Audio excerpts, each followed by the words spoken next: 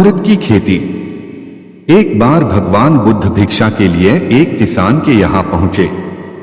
तथागत को भिक्षा के लिए आया देखकर किसान उपेक्षा से बोला, श्रमण, मैं हल जोतता हूँ और तब खाता हूँ, तुम्हें भी हल जोतना और बीज बोना चाहिए और तब खाना खाना चाहिए। बुद्ध ने कहा, महाराज, मैं भी खेती ही करता हूँ। इस पर किसान को जिज्ञासा हुई, बोले, गौतम, मैं न तुम्हारा हल देखता हूँ, न बैल और न ही खेती के स्थल, तब आप कैसे कहते हैं कि आप भी खेती ही करते हैं? आप कृपया अपनी खेती के संबंध में समझाएं। बुद्ध ने कहा, महाराज, मेरे पास श्रद्धा का बीज, तपस्या रूपी वर्षा, प्रजा रूपी जोत और हल है, पाप भीरुता का दंड है, विचार रूपी रस्सी है, स्मृति और जागरूकता रूपी हल की फाल और पेनी है। मैं वचन और कर्म में संयत रहता हूँ। मैं अपनी इस खेती को बेकार घास से मुक्त रखता हूँ और आनंद की फसल काट लेने तक प्रयत्नशील रहने वाला हूँ। अप्रमाद मेरा बैल है, जो बाधाएं देखकर भी पीछे मुंह नहीं मोड़ता है। वह मुझे सीधा शांति धाम तक ले जाता है। इस प्रकार मैं अमृत की खेती करता हूँ, बिना सेवा विद्या नाही। धीरे धीरे शाम ढलती जा रही थी, अंधेरा गहराता जा रहा था। बुद्ध के शिष्यों के चेहरों पर थकान साफ झलक रही थी। बुद्ध समझ चुके थे कि शिष्यों को विश्राम की आवश्यकता है। अतः उन्होंने एक सुरक्षित स्थान देखकर शिष्यों को रुकने का आदेश दिया। कुछ समय पश्चात एक शिष्य ने बुद्ध से प्रश्न किया, भंते, क्या विद्या को किसी से बल द्वारा भी सीखा जा सकता है? कदापि नहीं, विद्या को केवल सेवाभाव से ही सीखा जा सकता है। इसी संबंध में मैं तुम्हें एक बहुत बलशाली राजा की कथा सुनाता हूं, सुनो। एक फकीर था। वह जंगल में घासपूस की कुटिया बनाकर रहता था। उसे एक विद्या आती थी। वह पीतल को सोना बना देता था, लेकिन इस विद्या का प्रयोग वह तभी करता था जब उसे उसकी बहुत आवश्यकता होती थी, और वह भी गरीबों के फायदे के लिए। एक दिन एक बहुत ही गरीब ब्राह्मण उसके पास आया। उसको अपनी लड़की का विवाह करना था और उसके पास एक फूटी कौड़ी भी नहीं थी। उसने फकीर को अपनी परेशानी बताई। फकीर ने समझ लिया कि यह सचमुच परेशानी में है।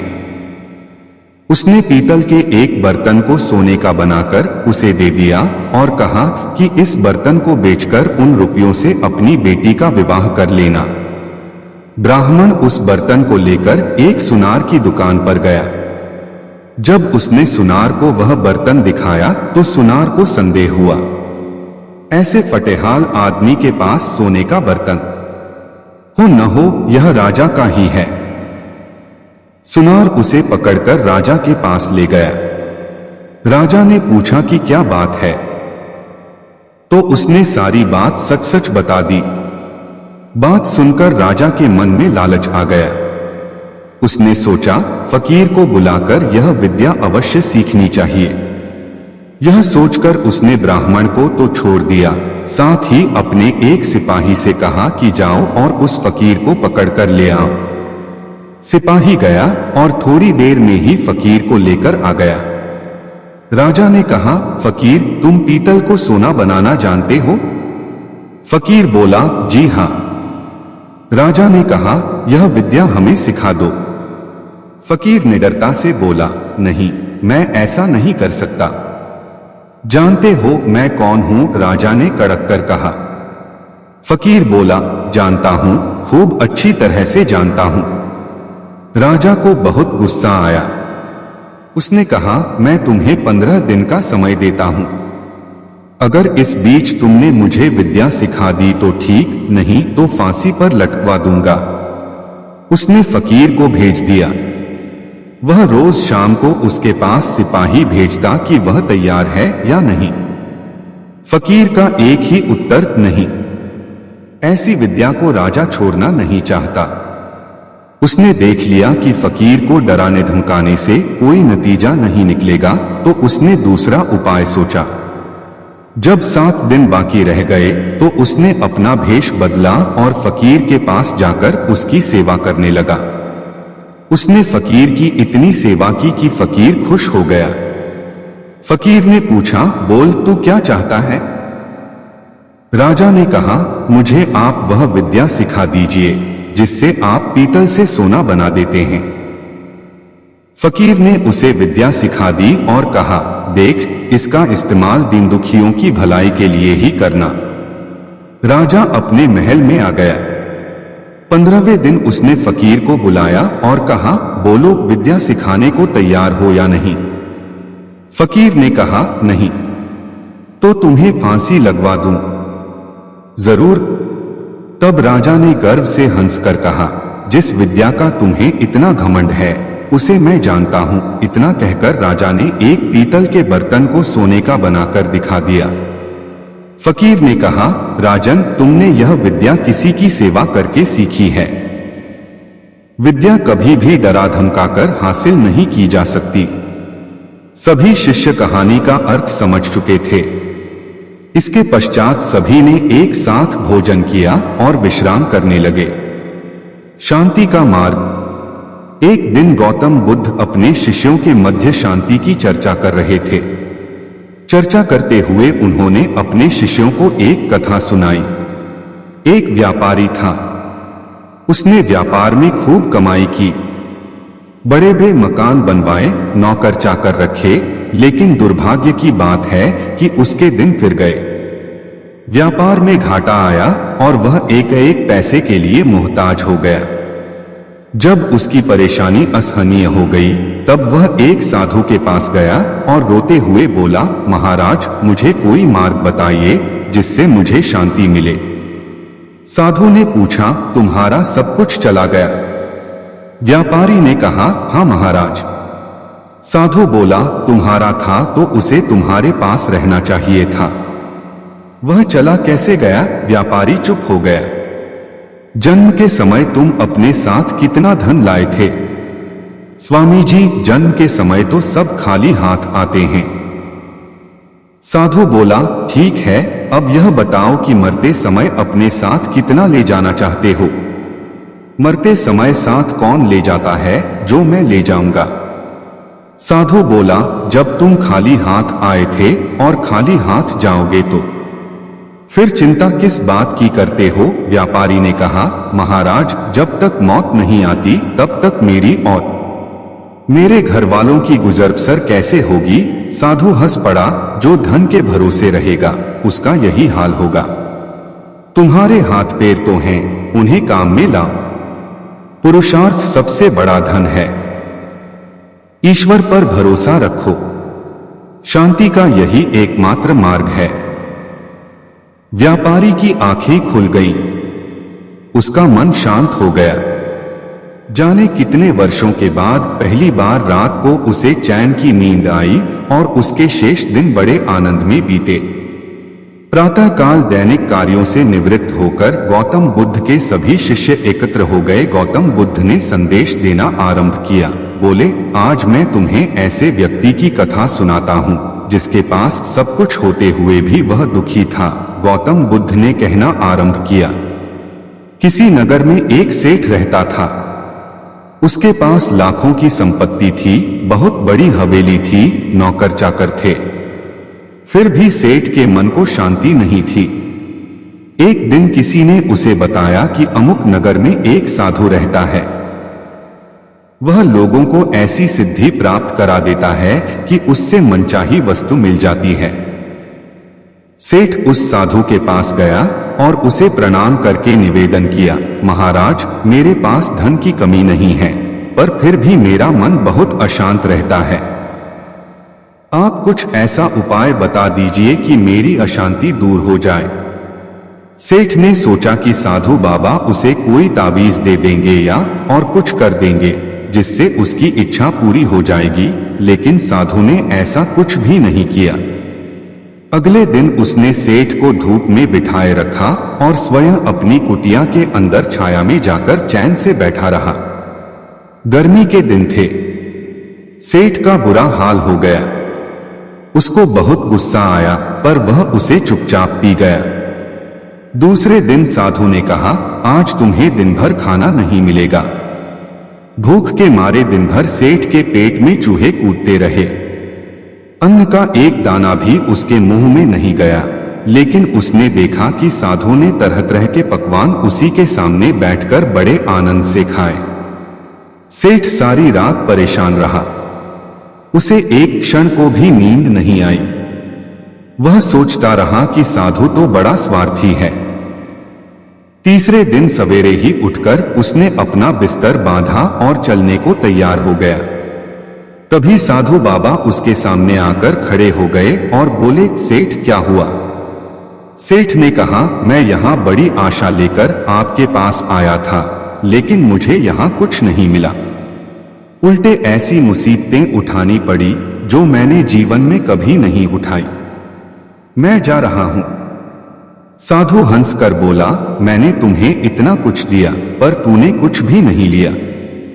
सेठ ने विस्मय भाव से साधु की ओर देखा और बोला, आपने तो मुझे कुछ भी नहीं दिया। साधु ने कहा, सेठ, पहले दिन जब मैंने तुम्हें धूप में बिठाया और स्वयं छाया में बैठा रहा, तब मैंने तुम्हें बताया कि मेरी छाया तेरे काम नहीं आ सकती। जब मेरी बात तेरी समझ में नहीं आई तो दूसरे दिन मैंने तुम्हें भूखा रखा और स्वयं खूब अच्छी तरह खाना खाया। उससे मैंने तुम्हें समझाया कि मेरे खा लेने से तेरा पेट नहीं भर सकता। सेठ, याद रख, मेरी साधना से तुझे सिद्धि नहीं मिलेगी। धन तूने खुद पुरुषार्थ से कमाया है और शांति भी तुझे अपने ही पुरुषार्थ से मिलेगी। सेठ की आंखें खुल गईं। अब उसे अपनी मंजिल पर पहुंचने का रास्ता मिल गया था। साधु के प्रति कृतज्ञता व्यक्त करता हुआ वह अपने घर लौट आया। सुख और दुख। एक दिन गौतम बुद्ध ने एक दुखी व्यक्ति को देखा। व्यक्ति बुद्ध के चरणों में गिरकर अपने दुख दूर करने का उपाय जानना चाहता था। गौतम बुद्ध ने उस व्यक्ति को अपने पास बिठाया और बोले, तुम व्यर्थ में चिंतित हो रहे हो। सुख दुख हमेशा नहीं रहते। मैं तुम्हें एक कथा सुनाता हूं, ध्यान से सुनो। किसी नगर में एक सेठ रहता था। वह बड़ा ही उदार और परोपकारी था। उसके दरवाजे पर जो भी आता था वह उसे खाली हाथ नहीं जाने देता था और दिल खोलकर उसकी मदद करता था। एक दिन उसके यहाँ एक आदमी आया। उसके हाथ में एक पर्चा था जिसे वह बेचना चाहता था। उसके पर्चे पर लिखा था, सदा न रहे। इस पर्चे को कौन खरीदता, लेकिन सेठ ने उसे तत्काल खरीद लिया और अपनी पगड़ी के एक छोर में बांध लिया। नगर के कुछ लोग सेठ से ईर्ष्या करते थे। उन्होंने एक दिन राजा के पास जाकर उसकी शिकायत की, जिससे राजा ने सेठ को पकड़वाकर जेल में डाल दिया। जेल में काफी दिन निकल गए। सेठ बहुत दुखी था। क्या करे, उसकी समझ में कुछ नहीं आ रहा था। एक दिन अकस्मात सेठ का हाथ पगड़ी की गांठ पर पड़ गया। उसने गांठ को खोलकर पर्चा निकाला और उसे पढ़ा। पढ़ते ही उसकी आंखें खुल गईं। उसने मन ही मन कहा, अरे तो दुख किस बात का? जब सुख के दिन सदा न रहे तो दुख के दिन भी सदा न रहेंगे। इस विचार के आते ही वह जोर से हंस पड़ा और बहुत देर तक हंसता रहा। जब चौकीदार ने उसकी हंसी सुनी तो उसे लगा, सेठ मारे दुख के पागल हो गया है। उसने राजा को खबर दी। राजा आया और उसने सेठ से पूछा, क्या बात है? सेठ ने राजा को सारी बात बता दी। उसने कहा, राजन, आदमी दुखी क्यों होता है? सुख दुख के दिन तो सदा बदलते रहते हैं। सुख और दुख तो जीवन के दो पहलू हैं। यदि आज सुख है तो हो सकता है कि कल हमें दुख का मुंह भी देखना पड़े। यह सुनकर राजा को बोध हो गया। उसने सेठ को जेल से निकलवाकर उसके घर भिजवा दिया। सेठ आनंद से रहने लगा, क्योंकि उसे ज्ञात हो गया कि सुख के साथ साथ दुख के दिन भी सदा नहीं रहते। कथा सुनकर व्यक्ति के मन का बोझ हल्का हो गया। उसने गौतम बुद्ध का आशीर्वाद लिया और अपने घर की ओर चल दिया। अंतरात्मा की आवाज। महात्मा बुद्ध अपने शिष्यों के प्रति बड़ा स्नेह रखते थे। एक दिन उन्होंने अपने शिष्यों को अंतरात्मा की व्याख्या करते हुए एक कथा सुनाई। वे बोले, किसी नगर में एक साधु रहता था। उसके चेहरे पर हर घड़ी प्रसन्नता छाई रहती थी। उसके जीवन में आनंद का साम्राज्य था। लोग अपनी अपनी समस्याएं लेकर उसके पास आते थे और संतुष्ट होकर जाते थे। एक दिन एक सेठ साधु के पास आया और उन्हें प्रणाम करके बोला, महाराज, मेरे पास किसी चीज की कमी नहीं है, धन दौलत बाल बच्चे सब कुछ है, फिर भी मेरा मन बड़ा अशांत रहता है, मैं क्या करूं? साधु ने जवाब नहीं दिया। वह चुपचाप बैठा रहा, फिर उठकर चल दिया। सेठ भी उसके पीछे पीछे चल दिया। आश्रम में एक कोने में जाकर साधु ने आग जलाई और एक एक करके लकड़ी उसमें डालता रहा। आग तेज होती रही। कुछ देर के बाद वह सेठ की ओर बिना देखे उठ खड़ा हुआ। सेठ को बड़ी हैरानी हुई। वह तो अपना दुख लेकर साधु के पास आया था, पर साधु अपने काम में लगा रहा और फिर बिना कुछ कहे वहां से जा रहा था।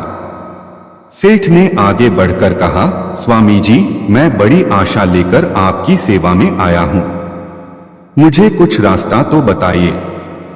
साधु बड़े जोर से हंसते हुए बोला, अरे मूर्ख, मैं इतनी देर से कर क्या रहा था? तुझे रास्ता ही तो बता रहा था। देख, हर आदमी के अंदर एक आग होती है। अगर उसमें प्यार की आहुति दो तो वह आनंद देती है, घृणा की आहुति दो तो वह जलती है। तू अपनी आग में रात दिन काम, क्रोध, लोभ, मोह, मद मत्सर की लकड़ियां डाल रहा है। भले आदमी अगर बीज अशांति के बोएगा तो शांति का फल कैसे पाएगा? अपनी अंतरात्मा को टटोल, सुख और दुख बाहर नहीं बल्कि तेरे भीतर है। सेठ की आंखें खुल गईं। उसे सही रास्ता मिल गया, जिससे उसका जीवन नई दिशा में मुड़ गया। सच्ची मेहनत। एक दिन गौतम बुद्ध अपने शिष्यों के साथ भ्रमण कर रहे थे। तभी एक शिष्य ने पूछा, सच्ची मेहनत की क्या परिभाषा है? क्या आप मेरी इस जिज्ञासा का समाधान करेंगे? अवश्य तुम यह कथा सुनो, इससे स्वयं मेहनत की परिभाषा जान जाओगे। कहते हुए बुद्ध ने एक कथा प्रारंभ की। किसी गांव में एक किसान रहता था। उसकी थोड़ी सी खेतीबाड़ी थी। उससे उसे जो कुछ मिल जाता उसी से वह अपनी गृहस्थी की गुजर बसर कर लेता था। कभी किसी के आगे हाथ नहीं फैलाता था। संयोग से उस किसान का एक बैल मर गया। बेचारा बड़ी परेशानी में पड़ गया। खेत को बोना जरूरी था, पर बोए कैसे? बैल तो एक ही रह गया था। उसने बहुत सोचने के पश्चात एक फैसला किया। हल के जुए में एक ओर बैल जोता और दूसरी ओर अपनी स्त्री, और फिर काम करने लगा। उसी समय वहां का राजा अपनी रानी के साथ रथ पर उधर से गुजरा। अचानक उसकी निगाह हल पर गई, जिसके जुए में एक ओर बैल और दूसरी ओर स्त्री थी। उसे बड़ा आश्चर्य हुआ, साथ ही दुख भी।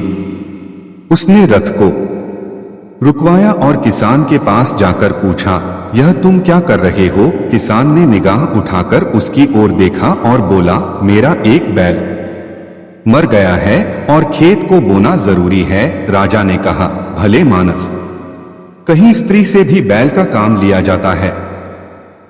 किसान बोला, क्या करूं और उपाय हो क्या है? उपाय? राजा ने कहा, तुम मेरा एक बैल ले लो, जाओ। किसान बोला, मेरे पास इतना समय नहीं है। इतना कहकर उसने बैल को आगे बढ़ा दिया। राजा ने कहा, सुनो भाई, तुम अपनी स्त्री को बैल लाने के लिए भेज दो। जब तक वह आए तब तक मैं उसके स्थान पर काम करूंगा। किसान की स्त्री ने कहा, तुम तो बैल देने को तैयार हो, पर तुम्हारी पत्नी ने इनकार कर दिया तो? राजा बोला, नहीं, ऐसा नहीं होगा। किसान राजी हो गया। उसकी स्त्री राजा के यहां बैल लेने चली गई और राजा ने हल का जुआ अपने कंधे पर रख लिया। किसान की स्त्री ने जब रानी के पास जाकर राजा की बात कही तो वह बोली, बहना, एक बैल से कैसे काम चलेगा? तुम्हारा बैल कमजोर है, हमारा बैल मजबूत है, दोनों साथ काम नहीं कर सकेंगे। तुम हमारे दोनों बैलों को ले जाओ। स्त्री बड़ी लज्जित हुई। उसे तो डर था कि कहीं वह एक बैल भी देने से इनकार न कर दे। वहीं एक छोड़ दोनों को देने के लिए रानी तैयार थी। स्त्री बैल लेकर आई और पूरे खेत की बुवाई हो गई। कुछ समय बाद फसल उगी। किसान ने देखा तो उसे अपनी आंखों पर विश्वास नहीं हुआ। सारे खेत में अनाज पैदा हुआ, लेकिन जितनी जमीन में राजा ने हल चलाया था और उसका पसीना गिरा था, उतनी जमीन में मोती उगे थे। यह करामात सच्ची मेहनत की थी। जहां राजा जनता की सेवा में अपना पसीना बहाता है, वहां ऐसा ही फल मिलता है। गौतम बुद्ध कथा समाप्त करते हुए बोले, कहो शिष्य, क्या अब भी तुम्हारी जिज्ञासा शांत नहीं हुई? अवश्य प्रभु, मैं समझ गया कि सच्ची मेहनत की परिभाषा क्या है। एक बार भगवान बुद्ध जेतवन विहार में रह रहे थे। भिक्षु चक्षुपाल भगवान से मिलने के लिए आए थे। उनके आगमन के साथ उनकी दिनचर्या, व्यवहार और गुणों की चर्चा भी हुई। भिक्षु चक्षुपाल अंधे थे। एक दिन बिहार के कुछ भिक्षुओं ने कुछ मरे हुए कीड़ों को चक्षुपाल की कुटी के बाहर पाया और उन्होंने चक्षुपाल की निंदा करनी शुरू कर दी कि उन्होंने इन जीवित प्राणियों की हत्या की। भगवान बुद्ध ने निंदा कर रहे उन भिक्षुओं को बुलाया और पूछा कि क्या तुमने भिक्षु को कीड़े मारते हुए देखा है? उन्होंने उत्तर दिया, नहीं। इस पर भगवान बुद्ध ने उन साधकों से कहा कि जैसे तुमने उन्हें कीड़ों को मारते हुए नहीं देखा, वैसे ही चक्षुपाल ने भी उन्हें मरते हुए नहीं देखा और उन्होंने कीड़ों को जानबूझकर नहीं मारा है, इसलिए उनकी भर्त्सना करना उचित नहीं है। भिक्षुओं ने इसके बाद पूछा कि चक्षुपाल अंधे क्यों हैं? उन्होंने इस जन्म में अथवा पिछले जन्म में क्या पाप किए? भगवान बुद्ध ने चक्षुपाल के बारे में कहा कि वे पूर्व जन्म में एक चिकित्सक थे। एक अंधी स्त्री ने उनसे वादा किया था कि यदि वे उसकी आंखें ठीक कर देंगे तो वह और उसका परिवार उनके दास बन जाएंगे। स्त्री की आंखें ठीक हो गईं, पर उसने दासी बनने के भय से यह मानने से इनकार कर दिया। चिकित्सक को तो पता था कि उस स्त्री की आंखें ठीक हो गई हैं। वह झूठ बोल रही है। उसे सबक सिखाने के लिए या बदला लेने के लिए चक्षुपाल ने दूसरी दवा दी। उस दवा से महिला फिर अंधी हो गई। वह कितना ही रोई पीटी, लेकिन चक्षुपाल जरा भी नहीं पसीजा। इस पाप के फलस्वरूप अगले जन्म में चिकित्सक को अंधा बनना पड़ा।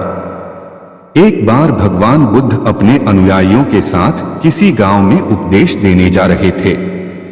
उस गांव से पूर्व ही मार्ग में उन लोगों को जगह जगह बहुत सारे गड्ढे खुदे हुए मिले।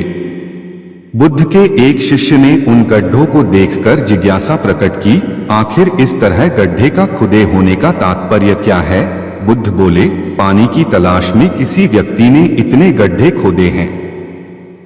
यदि वह धैर्यपूर्वक एक ही स्थान पर गड्ढे खोदता तो उसे पानी अवश्य मिल जाता, पर वह थोड़ी देर गड्ढा खोदता और पानी न मिलने पर दूसरा गड्ढा खोदना शुरू कर देता। एक बार भगवान बुद्ध भिक्षा के लिए एक किसान के यहाँ पहुंचे। तथागत को भिक्षा के लिए आया देखकर किसान उपेक्षा से बोला, श्रमण, मैं हल जोतता हूँ और तब खाता हूँ। तुम्हें भी हल जोतना और बीज बोना चाहिए और तब खाना खाना चाहिए। बुद्ध ने कहा, महाराज, मैं भी खेती ही करता हूं। इस पर किसान को जिज्ञासा हुई और वह बोला, मैं न तो तुम्हारे पास हल देखता हूं, न बैल और न ही खेती का स्थल। तब आप कैसे कहते हैं कि आप भी खेती ही करते हो? आप कृपया अपनी खेती के संबंध में समझाइए। बुद्ध ने कहा, महाराज, मेरे पास श्रद्धा का बीज, तपस्या रूपी वर्षा और प्रजा रूपी जोत और हल है। पाप भीरुता का दंड है, विचार रूपी रस्सी है, स्मृति और जागरूकता रूपी हल की फाल और पेनी है। मैं वचन और कर्म में संयत रहता हूँ। मैं अपनी इस खेती को बेकार घास से मुक्त रखता हूँ और आनंद की फसल काट लेने तक प्रयत्नशील रहने वाला हूँ। अप्रमाद मेरा बैल है जो बाधाएं देखकर भी पीछे मुंह नहीं मोड़ता है। वह मुझे सीधा शांति धाम तक ले जाता है। इस प्रकार मैं अमृत की खेती करता हूँ। भगवान बुद्ध का जब पाटलिपुत्र में शुभागमन हुआ तो हर व्यक्ति अपनी अपनी सांपत्तिक स्थिति के अनुसार उन्हें उपहार देने की योजना बनाने लगा। राजा बिंबिसार ने भी कीमती हीरे, मोती और रत्न उन्हें पेश किए। बुद्धदेव ने सबको एक हाथ से सहर्ष स्वीकार किया। इसके बाद मंत्रियों, सेठों, साहूकारों ने अपने अपने उपहार उन्हें अर्पित किए और बुद्धदेव ने उन सबको एक हाथ से स्वीकार कर लिया। इतने में एक बुढ़िया लाठी टेकते वहां आई। बुद्धदेव को प्रणाम कर वह बोली, भगवन, जिस समय आपके आने का समाचार मुझे मिला उस समय मैं यह अनार खा रही थी। मेरे पास कोई दूसरी चीज न होने के कारण मैं इस अधखाए फल को ही ले आई हूं। यदि आप मेरी इस तुच्छ भेंट स्वीकार करें तो मैं अहोभाग्य समझूंगी। भगवान बुद्ध ने दोनों हाथ सामने कर वह फल ग्रहण किया। राजा बिंबिसार ने जब यह देखा तो उन्होंने बुद्धदेव से कहा, भगवन क्षमा करें, एक प्रश्न पूछना चाहता हूं। हम सबने आपको कीमती और बड़े बड़े उपहार दिए जिन्हें आपने एक हाथ से ग्रहण किया, लेकिन इस बुढ़िया द्वारा दिए गए छोटे एवं जूठे फल को आपने दोनों हाथों से ग्रहण किया, ऐसा क्यों? यह सुन बुद्धदेव मुस्कुराए और बोले, राजन, आप सबने अवश्य बहुमूल्य उपहार दिए हैं, किंतु यह सब आपकी संपत्ति का 10वां हिस्सा भी नहीं है। आपने यह दान दीनों और गरीबों की भलाई के लिए नहीं किया है, इसलिए आपका यह दान सात्विक दान की श्रेणी में नहीं आ सकता। इसके विपरीत इस बुढ़िया ने अपने मुंह का कौर ही मुझे दे डाला है। भले ही यह बुढ़िया निर्धन है, लेकिन इसे संपत्ति की कोई लालसा नहीं है। यही कारण है कि इसका दान मैंने खुले हृदय से दोनों हाथों से स्वीकार किया है। आज एक और नई प्रेरक और ज्ञानवर्धक भगवान बुद्ध की लेकर आए हैं। दोस्तों, गौतम बुद्ध 563 ईसा पूर्व 483 ईसा पूर्व को महात्मा बुद्ध, भगवान बुद्ध, सिद्धार्थ व शाक्यमुनि नाम से भी जाना जाता है। आज के भगवान बुद्ध की प्रेरक कहानी के का टॉपिक उत्तम व्यक्ति कौन। कहानी छोटी है मगर बहुत कुछ सिखा सकती हैं, इसलिए आशा करते हैं आप इसे पूरा जरूर पढ़ेंगे। तो चलिए अब शुरू करते हैं इस बेहतरीन कहानी को। बहुत पुरानी बात है। गौतम बुद्ध एक शहर में प्रवास कर रहे थे। उनके कुछ शिष्य भी उनके साथ थे। उनके शिष्य एक दिन शहर में घूमने निकले तो उस शहर के लोगों ने उन्हें बहुत बुरा भला कहा। शिष्यों को बहुत बुरा लगा और वे वापस लौट गए।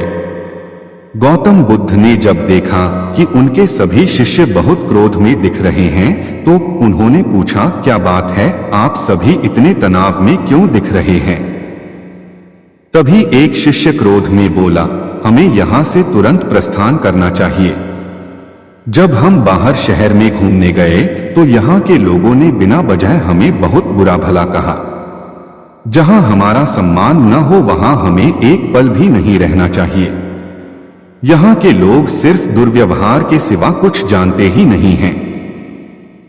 गौतम बुद्ध ने मुस्कुराकर कहा, क्या किसी और जगह पर तुम सद्व्यवहार की अपेक्षा रखते हो? दूसरा शिष्य बोला, इस शहर से तो भले लोग ही होंगे। तब गौतम बुद्ध बोले, किसी जगह को सिर्फ इसलिए छोड़ देना गलत होगा कि वहां के लोग दुर्व्यवहार करते हैं। हम तो संत हैं। हमें तो कुछ ऐसा करना चाहिए कि जिस स्थान पर भी जाएं, उस स्थान को तब तक न छोड़े जब तक अपनी अच्छाइयों से वहां के लोगों को सुधार न दें। हम जिस भी स्थान पर जाएं वहां के लोगों का कुछ न कुछ भला करके ही वापस लौटें। हमारे अच्छे व्यवहार के बाद वह कब तक बुरा व्यवहार करेंगे? आखिर में उन्हें सुधरना ही होगा। वास्तविकता में संतों का कार्य तो ऐसे लोगों को सुधारना ही होता है। सही चुनौती वो है जब हम विपरीत परिस्थितियों में खुद को साबित कर सकें। ये सभी बातें सुनकर बुद्ध के प्रिय शिष्य आनंद ने प्रश्न किया, उत्तम व्यक्ति किसे कहते हैं? इस पर बुद्ध ने जवाब दिया, जिस प्रकार युद्ध में बढ़ता हुआ हाथी चारों तरफ के तीर सहते हुए भी आगे बढ़ता जाता है, ठीक उसी तरह उत्तम व्यक्ति भी दूसरों के अपशब्दों को सहते हुए अपना कार्य करता रहता है। खुद को वश में करने वाले प्राणी से उत्तम कोई और नहीं हो सकता। गौतम बुद्ध की बात शिष्यों को अच्छी तरह से समझ में आ गई और उन्होंने वहां से जाने का इरादा त्याग दिया।